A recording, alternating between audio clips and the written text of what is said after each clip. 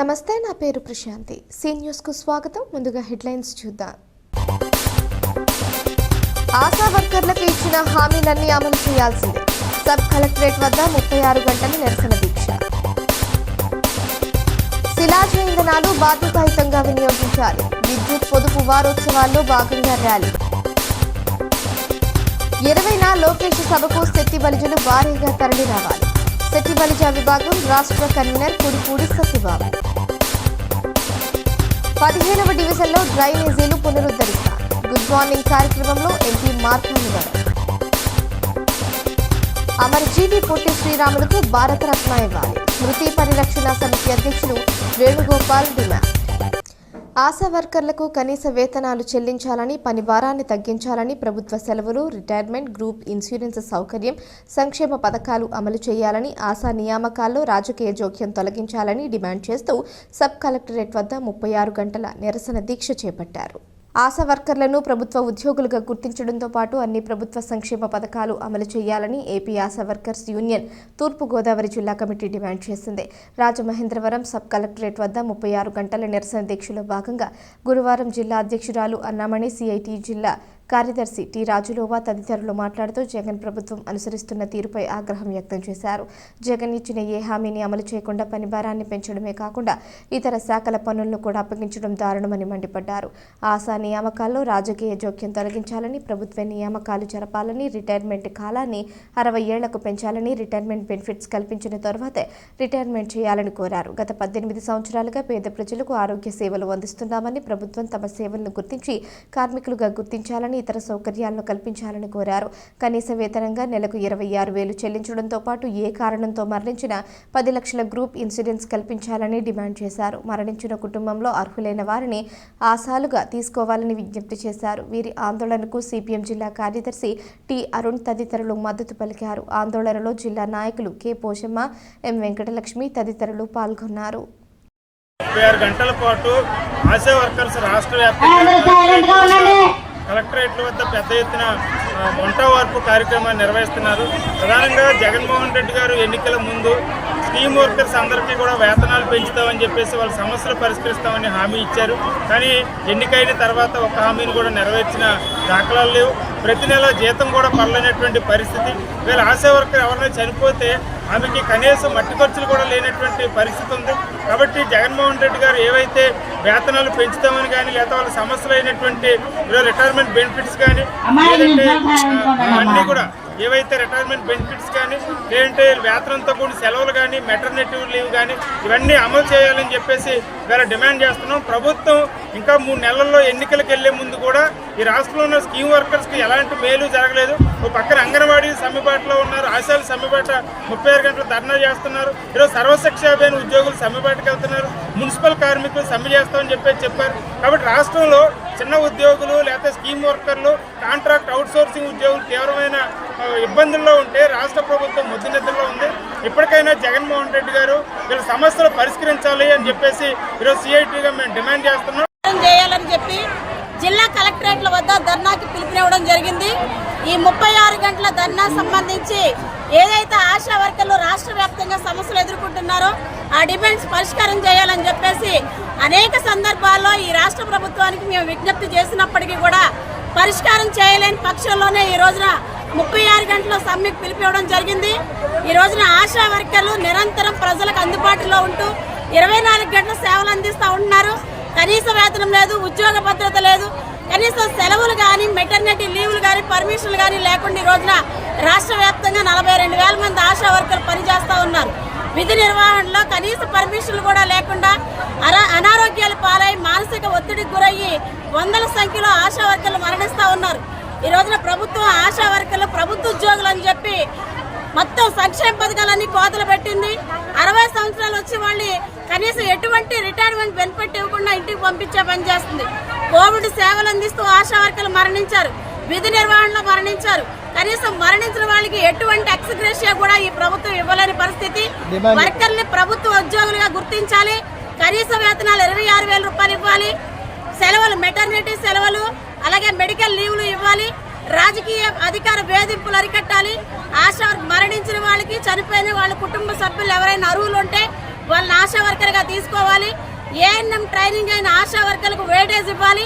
అలాగే ఇంకా స్థానిక సమస్యలు కూడా, ఆన్లైన్ సమస్యల వల్ల ఆశా వర్కర్లు సమస్యలు ఎదుర్కొంటా ఉన్నారు. రికార్డులు కానీ, ఆన్లైన్ పని కానీ ఏదో ఒకటి మాత్రం ఆశా వర్కర్తో చేయించాలి. నాణ్యమైన సెల్ ఫోన్ ఇవ్వాలని ఈ డిమాండ్స్ తోటి ఈ రోజున రాష్ట్ర వ్యాప్తంగా ధర్నా నిర్వహించడం జరుగుతూ ఉంది.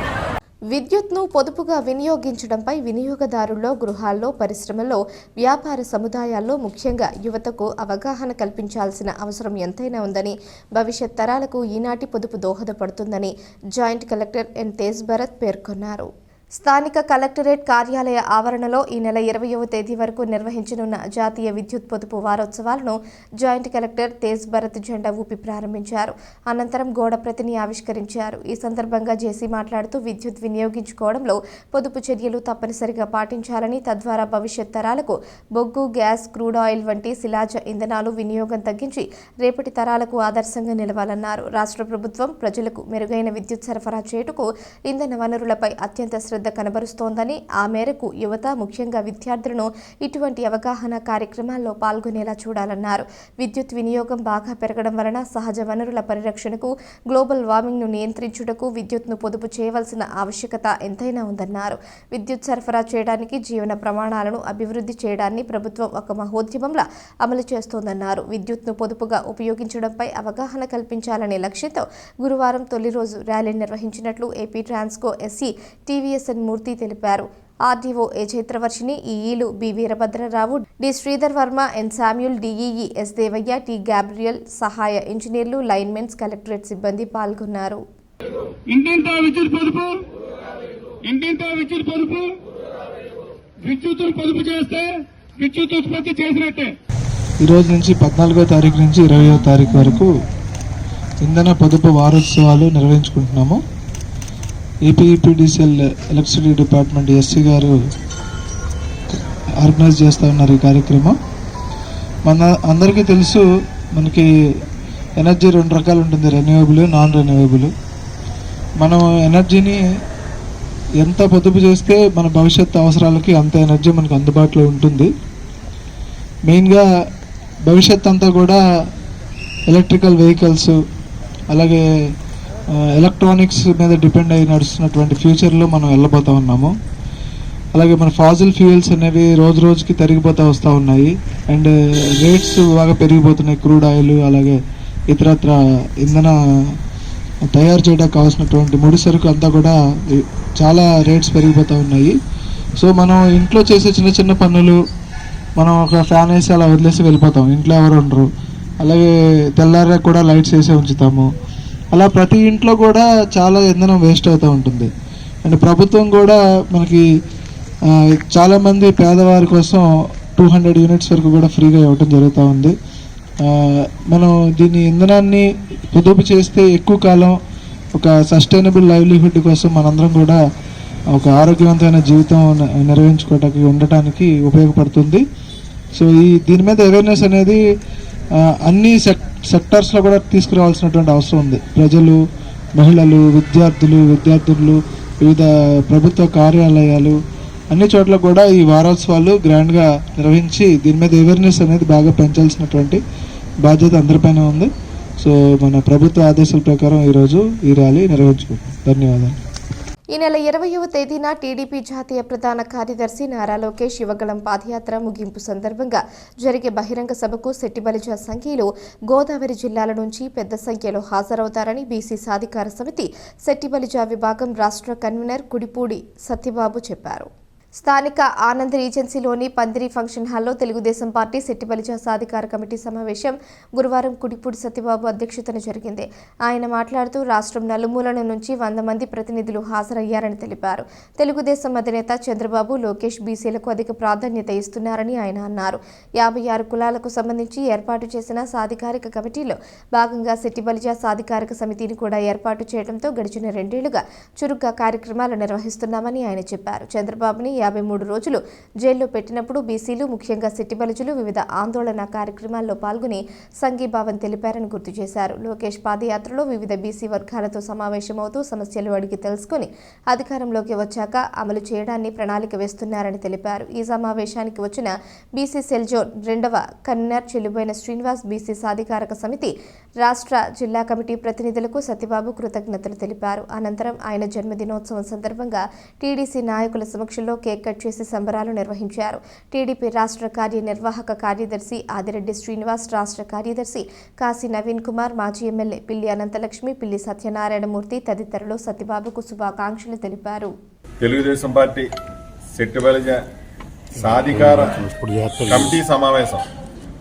కమిటీ అంటే సుమారు ఒక 100 మందితోటి ఓన్లీ సాధికార కమిటీలో ఉన్న వాళ్ళందరితో కూడా ఈరోజు రౌండ్ టేబుల్ సమావేశం ఇక్కడ పెట్టడం జరిగింది. ఈ కార్యక్రమం ముఖ్య ఉద్దేశం నారా చంద్రబాబు నాయుడు గారు, లోకేష్ గారు 56 సాధికార కమిటీ కన్వీనర్లుగా అన్ని కులాల నుంచి కూడా వేశారు. అందులో భాగంగా సెట్టిబలిజ సాధికార కమిటీ కన్వీనర్గా గత 2 సంవత్సరాలుగా నన్ను నియమించడం జరిగింది.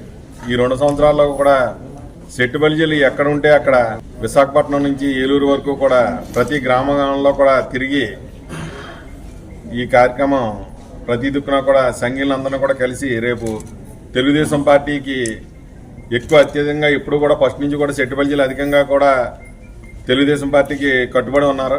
తెలుగుదేశం పార్టీకి అలాగే లోకేష్ గారి పాదయాత్ర పూర్తయినందుకు అక్కడ కూడా మనందరం కూడా సంఘీభావం ప్రకటించి అత్యధికంగా ఈ సభను విజయవంతం చేయాలని మనస్ఫూర్తిగా కోరుకుంటూ ఇక్కడికి ఇచ్చేసిన రాష్ట్ర నలుమూల నుంచి వచ్చిన ఓన్లీ సాధికార కమిటీ మెంబర్లు, రాష్ట్ర సాధికార కమిటీ మెంబర్లకి, అలాగే జిల్లా కమిటీ మెంబర్లకి, కన్వీనర్లకి, మన బీసీసీఎల్ జోన్ 2 కోఆర్డినేటర్ మన చెల్లుబోయిన శ్రీనివాస్ గారికి ప్రత్యేకంగా ధన్యవాదాలు తెలుపుకుంటూ నగరంలోని చాలా డివిజన్ల పరిధిలోని వీధుల్లో 3 దశాబ్దాల కిందటి డ్రైనేజీలు పూర్తిగా పాడయ్యాయని, వీటిని త్వరితగతిన పునరుద్ధరించాల్సిన అవసరం ఉందని YSR Congress party parliamentary chief Rajamahendravaram MP Margani Bharat Ram తెలిపారు. గురువారం ఉదయం ఎంపీ మార్గాని భరత్, ఆర్ఎంసీ సిబ్బంది, వైసీపీ శ్రేణులతో కలిసి నగరంలోని 15వ వార్డులో గుడ్ మార్నింగ్ కార్యక్రమం నిర్వహించారు. ఉదయం 6:30 గంటల నుంచి తాడితోట, రెహ్మత్ నగర్, రెల్లిపేట పరిసర ప్రాంతాలలో కాలినడకన పర్యటించారు. ఆయా వీధుల్లో నివాసితులకు గుడ్ మార్నింగ్ చెబుతూ మీకు ఏమైనా సమస్యలు ఉన్నాయా, ప్రభుత్వ సంక్షేమ పథకాలు సక్రమంగా అందుతున్నాయా లేదా అని అడిగి తెలుసుకున్నారు. సక్రమంగా అందుతున్నాయని లబ్ధిదారుల సమాధానమిచ్చారు. మీ ప్రాంతంలో సమస్యలు ఏమైనా ఉంటే చెప్పండని ఎంపీ అడిగారు. ప్రతి ఒక్కరూ వీధిలో మురుగు కాలువలు ఎప్పుడో నిర్మించారని, అవి పూర్తిగా పాడే మురుగునీరు ఎక్కడికక్కడ నిలిచిపోతోందని ఎంపీ భరత్ దృష్టికి తీసుకువచ్చారు. మరికొందరు పార్కు కావాలని అడిగారు. ప్రజల విజ్ఞప్తులపై ఎంపీ సానుకూలంగా స్పందిస్తూ తప్పక డ్రైనేజీలను పునరుద్ధరిస్తామని హామీ ఇచ్చారు. వీటి నిర్వహణ విషయమై ప్రజాప్రతినిధులు, అధికారులు పట్టించుకోకపోవడం వల్ల ప్రజలకు ఇబ్బందులు తప్పడం లేదన్నారు. ఇళ్లపక్క కాలువలు తీవ్ర దుర్గంధం కొడుతూ ఉంటే దోమలు ప్రబలటమే కాకుండా ప్రజలు రోగాల బారిన పడే అవకాశం లేకపోలేదన్నారు. ఎంపీ వెంట ward incharge Mutyala Veeraparao, cluster incharge Penke Suresh, SS incharge Ganesh, MHO Vinuthna, RMCE Seshagiri, DE DS Prakash Rao, AE Anjaneyulu తదితరులు ఉన్నారు. ఆంధ్ర రాష్ట్ర ఏర్పాటు కోసం ఆత్మార్పణం చేసిన అమరజీవి పొట్టి శ్రీరాములకు భారతరత్న పురస్కారం ఇవ్వాలని కేంద్ర ప్రభుత్వానికి అమరజీవి పొట్టి శ్రీరాములు పవిత్ర స్మృతి పరిరక్షణ సమితి జాతీయ వ్యవస్థాపక అధ్యక్షుడు గుడివాడ జి వేణుగోపాల్ విజ్ఞప్తి చేశారు. స్థానిక ప్రెస్ క్లబ్లో గురువారం జరిగిన మీడియా సమావేశంలో ఆయన మాట్లాడుతూ 58 రోజుల పాటు ఆమరణ దీక్ష చేసి ప్రాణత్యాగం చేసినందున పొట్టి శ్రీరాములు 58 అడుగుల విగ్రహాన్ని అమరావతిలో ఏర్పాటు చేయాలని, అలాగే విజయవాడ అంతర్జాతీయ విమానాశ్రయానికి పొట్టి శ్రీరాములు పేరు పెట్టాలని రాష్ట్ర ప్రభుత్వానికి విజ్ఞప్తి చేశారు. ప్రతి ఏటా క్రమం తప్పకుండా నవంబర్ 1న పొట్టి శ్రీరాములను స్మరిస్తూ ఆంధ్రప్రదేశ్ అవతరణ వేడుకలు నిర్వహించాలని కోరారు. పొట్టి శ్రీరాములకి వారసులు లేనందున వర్ధంతి కార్యక్రమం శాస్త్రోక్తంగా ఎవరూ నిర్వహించకపోవడంతో సహాయంతో పురోహితుల సలహా మేరకు యాజమాన్య మంత్రాన్ని అనుసరించి 2015 సంవత్సరం నుంచి ప్రతి ఏటా డిసెంబర్ 15వ తేదీన పిండ ప్రదాన కార్యక్రమం చేస్తున్నానని వేణుగోపాల్ చెప్పారు. పొట్టి శ్రీరాములు చెన్నైలో ఎక్కడైతే మరణించారో అక్కడ వారి స్మారక భవనంలో 3 ఏళ్లు వర్ధంతి నిర్వహించగా 2018 నుంచి 2022 వరకు విజయవాడ కృష్ణానది తీరంలో నిర్వహించారని వివరించారు. ఈ సంవత్సరం పవిత్ర గోదావరి నదీ తీర్థంలో పొట్టి శ్రీరాములు వర్ధంతి కార్యక్రమం పెట్టామని, శాస్త్రోక్తంగా పిండ ప్రదానం చేస్తామని చెప్పారు. సమితి తూర్పుగోదావరి జిల్లా అధ్యక్షుడు గ్రంథి నానబ్బులు, ఉపాధ్యక్షుడు ఎక్కల నాగేశ్వరరావు, రాజమండ్రి అధ్యక్షుడు నల్లమిల్లి సుబ్బారావు, జిల్లా కార్యవర్గ సభ్యులు పసలపూడి రాజేష్, రంగాభద్రి, ముత్త రామకృష్ణ, గ్రంథి గణేష్ గుప్తా పాల్గొన్నారు. రాజమహేంద్రవరం ప్రజలకు నా యొక్క విజ్ఞప్తి, నేను మద్రాసు నుంచి అమరావతి శ్రీ పొట్టి శ్రీరాములు పవిత్ర స్మృతి పరిరక్షణ సమితి ఒక జాతీయ ట్రస్ట్, ఈ ట్రస్ట్ ని 2015లో స్థాపన చేయడం జరిగింది. దాన్ని ఆయన నెల్లూరు జిల్లాని కార్యక్షేత్రంగా చేసుకొని అక్కడ ఆయన దళితుల కోసం ఎన్నో ఉద్యమాలు చేశారు, దీక్షలు చేశారు, ఎన్నో పోరాటాలు చేశారు. అది దాదాపు 1944-48 మధ్య రమారమి 4 సంవత్సరాలు పోరాటం చేశారు. ఆ పోరాట ఫలితంగానే అప్పట్లోనే ఉమ్మడి మద్రాసు ప్రెసిడెన్సీ ఇక మీదట అక్కడ ఫస్ట్ పాయింట్ అక్కడ నెల్లూరులో మూలాపేటలో ఉన్న వేణుగోపాల దేవాలయంలో దళితులకు ఆలయ ప్రవేశం కల్పించారు. అది మద్రాసు ప్రెసిడెన్సీ ద్వారా జీవో కూడా ఇష్యూ చేయడం జరిగింది. ఆ తర్వాత స్వతంత్ర భారతదేశంలో అలా జీవోలు చూపించిన దళితుల కోసం జీవోలు చూపించిన మొదటి వ్యక్తి పొట్టి శ్రీరాములు గారిని ఈ సందర్భంగా మీకు తెలియజేస్తున్నాను. పొట్టి శ్రీరాములు గారికి వారసులు లేరు. వారికి మామూలుగా మార్చి 16 కానీ, నవంబర్ 1 కానీ, డిసెంబర్ 15 కానీ ఆ యొక్క కార్యక్రమం అప్పుడు ఒక వైశ్య సామాజిక వర్గ వారు దండలేస్తూ గౌరవిస్తున్నారు. అయితే ఇది అందరూ చేయాలి. ఈ పొట్టి శ్రీరాములు గారు ఆంధ్ర రాష్ట్ర పిత. ఆయన డిసెంబర్ 15వ తారీఖున చనిపోయారు 1952. కరెక్ట్గా ఆ రోజున మీడియాలో ఇంత మీడియా లేదు, రేడియోలో ఒక వార్త వచ్చింది. రాష్ట్రం మొత్తం అగ్గి మీద గుగ్గిలం అయిపోయింది. అక్కడ తెలుగువాడి ఆగ్రహాలు ఆ రోజు లోక్సభ సెక్షన్స్ జరుగుతున్నాయి. ఆ సెక్షన్స్ కి అప్పుడు నెహ్రూ గారికి అర్థమైపోయింది. అది డిసెంబర్ 19వ తారీఖు. ఈ యొక్క తెలుగువాడి ఆకాంక్షను అర్థం చేసుకున్నాం, తెలుగువాడికి రాష్ట్రం ఇస్తున్నాం అని చెప్పి ఆ రోజు నెహ్రూ గారు ప్రకటించాడు. అంటే ఆయన చనిపోయిన 4 రోజులకే కరెక్ట్ గా రాష్ట్ర ప్రకటన జరిగింది, ఆంధ్ర రాష్ట్ర ప్రకటన జరిగింది. దీన్ని బట్టి ఆయన మరణం ద్వారానే ఇది సాధ్యపడిందని చెప్పడానికి ఆయన ఆంధ్ర రాష్ట్ర పితని పేర్కోవడంలో ఎటువంటి సందేహం లేదు. ఆయన నిజంగా ఆంధ్ర రాష్ట్ర పిత. కుల గణన కార్యక్రమంలో గౌడ సంఘీయులు తప్పనిసరిగా పాల్గొని తమ కులాన్ని విధిగా నమోదు చేయించుకోవాలని గౌడ సంఘ జిల్లా నాయకుడు అత్తిలిరాజు పిలుపునిచ్చారు. జీఓడబ్ల్యూడిఏ అనే ఆంగ్ల అక్షరాలు వచ్చేలా గౌడ పదం చేర్చారో లేదో సరిచూసుకోవాలని సూచించారు. స్థానిక ప్రెస్ క్లబ్లో గురువారం జరిగిన విలేకరుల సమావేశంలో ఆయన మాట్లాడుతూ గౌడ సంఘం ఎప్పటి నుంచో పనిచేస్తోందని, అయితే జిల్లాల విభజన తర్వాత కార్యకలాపాలను మరింత విస్తృతంగా నిర్వహించాలని నిర్ణయించామన్నారు. త్వరలోనే నూతన కార్యవర్గాన్ని ఏర్పాటు చేసి వచ్చే ఫిబ్రవరిలో గౌడ సంఘీయులతో బహిరంగ సభ నిర్వహిస్తామని వెల్లడించారు. తూర్పు గోదావరి జిల్లాలో 2,62,000 మంది గౌడ సంఘీయులు ఉన్నారన్నారు. అన్ని వర్గాలను కలుపుకొని పోవడంలో గౌడ సంఘీయులు ముందుంటారని అన్నారు. బీసీ ముఖ్యమంత్రి కావడానికి వీలుగా 139 బీసీ కులాలకు చెందిన అభ్యర్థులు ఎవరికి టికెట్లు ఇచ్చినా కులంతో నిమిత్తం లేకుండా గెలిపించుకోవడానికి ఐక్యంగా కృషి చేస్తామని అత్తిలిరాజు చెప్పారు. రేలంగి శేఖర్ మాట్లాడుతూ తూర్పుగోదావరి జిల్లాలో ఒక ఎంపీ స్థానం, 2 అసెంబ్లీ స్థానాలను కేటాయించాలని అన్ని రాజకీయ పార్టీలను కోరుతున్నట్లు చెప్పారు. కోమలి కిషోర్ కుమార్ గౌడ్ మాట్లాడుతూ గౌడ సంఘీయులు ముందుగా ఆర్థికంగా బలపడితే రాజకీయంగా ఎదగడానికి వీలవుతుందన్నారు. మట్టారాజు, చిటికెన రమేష్, అత్తిలి వెంకటరమణ, కోని శ్రీను, చిటికెన నారాయణ, మట్టా విష్ణు తదితరులు పాల్గొన్నారు. లక్షలాది కోట్ల రూపాయల అప్పులు పాలైన పరిస్థితి, వారికి పాలన చేతనయో చేతగాకో అనేది కూడా మనం ఈ సందర్భంగా ప్రజలే తెలుసుకోవాలి. నేను బీసీ ముఖ్యమంత్రి ఎందుకు కావాలని అడుగుతున్నానంటే, కుల వృత్తిని, చేతి వృత్తులని నమ్ముకుని తన కుటుంబానికి తన కష్టార్జితంతో బ్రతకడం అనేది ఒక బీసీ, ఎస్సీ అలాగే ఓసీ సామాజిక వర్గాల్లో ఉన్న వర్గాలు కూడా కొంతమంది తెలుసు. కాబట్టి మీ బీసీలకి 139 కులాలంపై దాదాపు 3 కోట్ల మంది ఓటర్లు ఉన్న ఆంధ్రప్రదేశ్లో బీసీలకి అడిగే హక్కే కాదు, ఇవ్వాల్సిన బాధ్యత కూడా అన్ని ఇతర కమ్యూనిటీస్ కూడా ఉన్నాయని మేము భావిస్తున్నాం. త్వరలో జరగబోయే కుల గణాంకాల్లో ప్రతి ఒక్కరూ కూడా పాల్గొనండి. గౌడ GOWDA గౌడ అనే పదాన్ని మెన్షన్ చేయండి. గ్రామీణ ప్రాంతాల్లో కొంతమంది తెలుసో తెలియకో గమన్ల గౌండ్ల ఇలా పలుకుతూ ఉన్నారు. తద్వారా పలకడం వల్ల యొక్క బీసీ DNA సర్టిఫికెట్ని కొంచెం దూరం అయ్యే ప్రమాదం ఉంది. అయోధ్య నుంచి మన బాలరాముని సర్పాక్షతలు ఆధ్యాత్మిక గురువులు శ్రీ సామవేదం షణ్ముఖ శర్మకి మన పెద్దలు అక్షింతలు అందజేశారు. స్వామీజీ రాక సందర్భంగా విజయ థియేటర్ నుండి హిందూ సమాజం వరకు శోభాయాత్ర ఘనంగా జరిగింది. అనంతరం హిందూ సమాజంలో జరగబోయే వాల్మీకి రామాయణం 42 రోజుల పాటు ప్రవచనం కార్యక్రమంలో అయోధ్యలో శ్రీరాముని విగ్రహ ప్రతిష్ఠ సందర్భంగా అందరినీ ఆహ్వానిస్తూ ఆహ్వాన పత్రిక, శ్రీరాముని మంత్రి చిత్రపటం గురువు చేతుల మీదుగా ఆవిష్కరణ చేశారు. అనంతరం అయోధ్య అక్షతలు, ఆహ్వాన పత్రం ప్రతి ఇంటికి చేరవేసే బాధ్యత హిందూ బంధువులందరూ స్వీకరించాలని గురువు తెలిపారు. జనవరి 1వ తేదీ నుండి వీటిని ప్రతి ఇంటికి చేరవేసే బాధ్యత కార్యకర్తలు స్వీకరించారు. రాజమహేంద్రవరం నగరంలో 50 డివిజన్లలో 200 దేవాలయాలు ఎంపిక చేసి వాటికి కేంద్రంగా ప్రతి ఇంటికి చేరవేసే కార్యక్రమం మొదలవుతుందని వివరించారు. జగన్మోహన్ రెడ్డి అధికారంలోకి వచ్చాక అంగన్వాడీలు పూర్తిగా సంక్షేమానికి దూరమయ్యారని టీడీపీ పొలిట్ బ్యూరో సభ్యుడు రాజమహేంద్రవరం రూరల్ ఎమ్మెల్యే గోరంట్ల బుచ్చయ్య చౌదరి అన్నారు. అంగన్వాడీలు చేపట్టిన సమ్మెకు ఆయన మద్దతు పలికారు. తూర్పుగోదావరి జిల్లా కలెక్టరేట్ వద్ద ఆందోళన చేపట్టిన అంగన్వాడీలను కలిసిన ఎమ్మెల్యే గోరంట్ల సంఘీభావం తెలిపారు.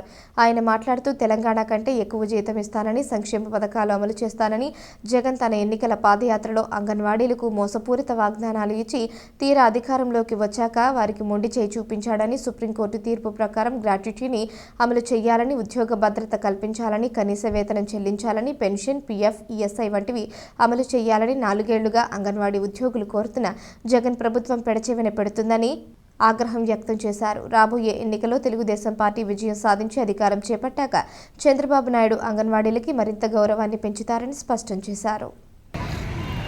రాజకీయాల్లో ఉండటం, శాసనసభలో ప్రాతినిధ్యం వహిస్తున్న నేను మీ సమస్యలను ఎప్పటికప్పుడు తెలుసుకుంటూనే ఉన్నాను. మా అమ్మాయిలు ఉన్నారు, ఇక్కడ అరుణ్ గారు అందరూ ఉన్నారు. మీకు పూర్తి మద్దతు ఇవ్వడం కోసం మేము వచ్చాం. ఒకటి, సమానతలు ఇవ్వటం అనేది ధర్మం. సుప్రీంకోర్టు చెప్పిన, రాజ్యాంగం కూడా చెప్పింది ఒకటి, సమాన అవకాశాలని.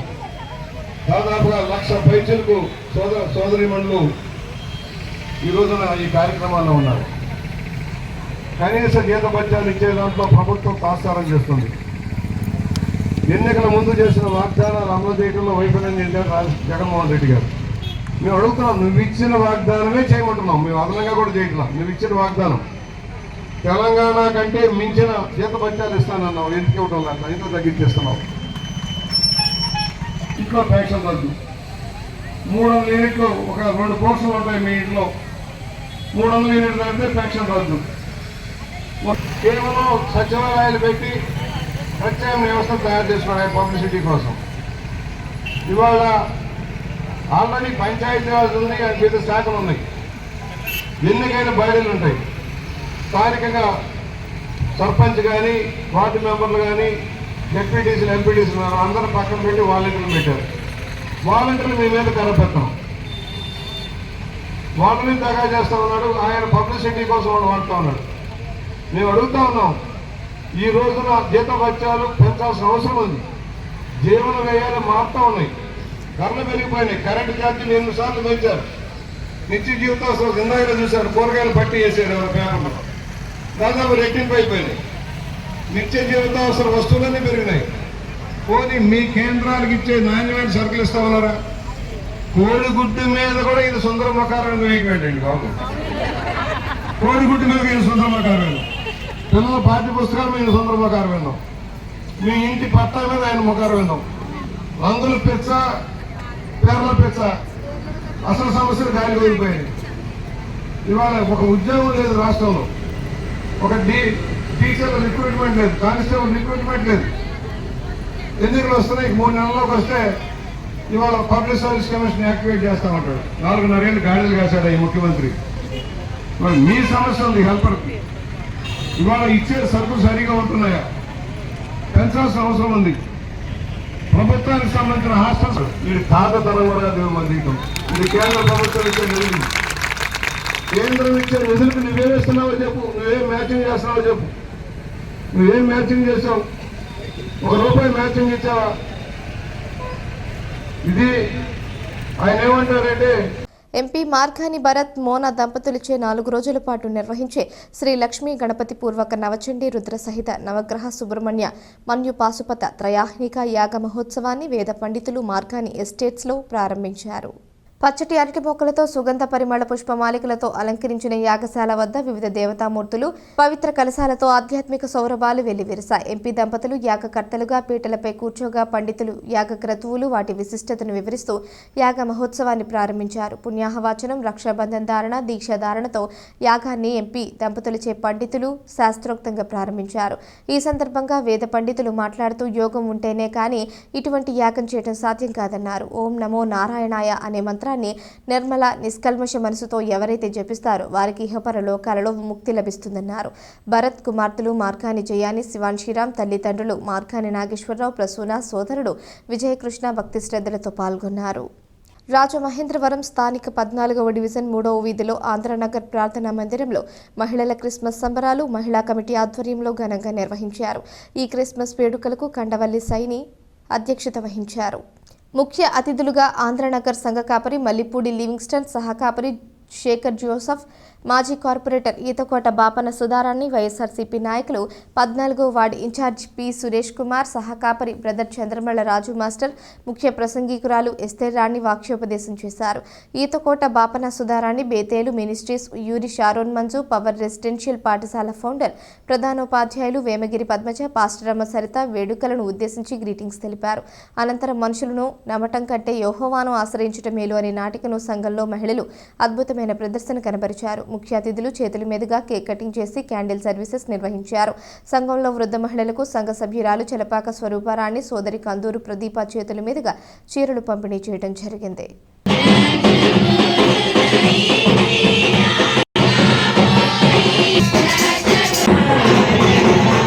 7వ వేతన కమిటీలో అమలు కాని అంశాలపై తపాలా శాఖ ఉన్నతాధికారులు చర్చల పేరుతో కాలయాపన చేయడాన్ని నిరసిస్తూ కేంద్ర సంఘాల పిలుపు మేరకు చేపట్టిన నిరవధిక సమ్మె గురువారం 3వ రోజుకు చేరింది. డాక్ సేవక్స్ హెడ్ పోస్టాఫీస్ వద్ద ధర్నా నిర్వహించారు. All India Dak Sevaks union Rajahmundry division అధ్యక్షుడు బివి రమణ, కార్యదర్శి పి భూలోకం, కోశాధికారి పి శ్రీనివాస్ ఆధ్వర్యంలో రాజమండ్రి డివిజన్ తపాలా ఉద్యోగులు పాల్గొన్నారు. సివిల్ సర్వెంట్ హోదా వెంటనే ఇవ్వాలని, 8 గంటల పనిభారం కల్పించాలని, 12, 24, 36 అదనపు సర్వీస్ ఇంక్రిమెంట్లు మంజూరు చేయాలని, గ్రూప్ ఇన్సూరెన్స్ 5 లక్షలకు పెంచాలని, గ్రాట్యుటీ 5 లక్షలకు పెంచాలని, 180 రోజుల వరకు సెలవులు దాచుకొని నగదుగా మార్చుకునే సౌకర్యం కల్పించాలని, కుటుంబ సభ్యులతో సహా వైద్య సౌకర్యం కల్పించాలని డిమాండ్ చేశారు. కమలేష్ చంద్ర కమిటీ సిఫార్సు చేసిన బంచింగ్ అమలు చేయాలని, జీడీఎస్ కాంట్రిబ్యూషన్ 10%, డిపార్ట్మెంట్ 10% కాంట్రిబ్యూషన్ ఇవ్వాలని, అలాగే పెన్షన్ సదుపాయం కల్పించాలని డిమాండ్ చేశారు. కార్మికులకు సమ్మె అనేది హక్కు. ఆ హక్కును మనం చాలా గాంధీయుతంగా అహింసాయుతంగా మనం చేసుకుంటున్నామండి. ఈ అహింసాయుతంగా మనం చేసుకుంటున్నాం కాబట్టి మనకి ఎక్కడ కూడా మనకి ఏమి ఇబ్బంది ఉండదు. దయచేసి అది అందరూ కూడా గమనించండి. ఎవరు కూడా ఎటువంటి భయాందోళనకు గురవ్వాల్సిన పని లేదు. ఎటువంటి మెసేజ్లు కానీ ఎటువంటి దీని కానీ మా యొక్క మహాదేవి గారు విజ్ఞప్తి ఒకటే, ఏదైతే మీ డిపార్ట్మెంట్కి సంబంధించిన వాట్సాప్ గ్రూపులు ఉన్నాయి అన్నింటిలో లెఫ్ట్ ఉంటుంది, ఏమి ఇబ్బంది లేదు. మన సొంత ఫోన్లో లెఫ్ట్ అవుతున్నాం, వాళ్ళు ఇచ్చిన ఫోన్లు కాదు అవి. ఆ స్ట్రైక్ తర్వాత వాళ్ళకి అవసరం ఉంటే మనల్ని యాడ్ చేసుకుంటారు, అప్పుడు వెళ్దాం. దీంట్లో ఎటువంటి సందేహం లేదు. ఆల్రెడీ నేను రాత్రి అన్నింటిలో లెఫ్ట్ అయినా మీరు అందరూ కూడా లెఫ్ట్ ఏమి మనల్ని ఏమి ఇబ్బంది పెట్టేది, వాళ్ళని ఏమి ఇబ్బంది పెట్టేది మన సెలవులు మన ఇష్టం. కాబట్టి దయచేసి ఇది మాత్రం గుర్తుంచుకోండి. మన ఎవరైతే 3 సంవత్సరాలకు మన సభ్యులు ఉన్నారో వాళ్ళందరూ కూడా ధైర్యంగా ఉండండి. వాళ్ళకి యూనియన్ అండగా ఉంటుంది. ఐక్యత